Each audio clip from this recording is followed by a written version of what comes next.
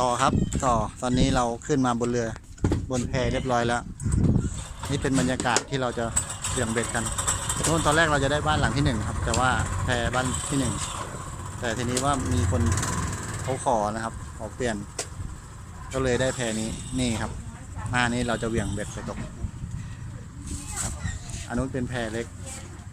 มันจะไม่มีหลังคาถ้ามาดูข้างใน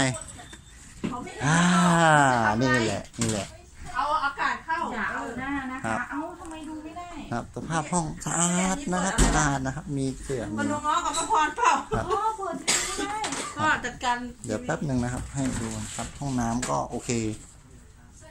ครับห้องนะครับไปดูห้องห้องนอนORนะครับ ของหนู ORนะครับใช้ได้โอ้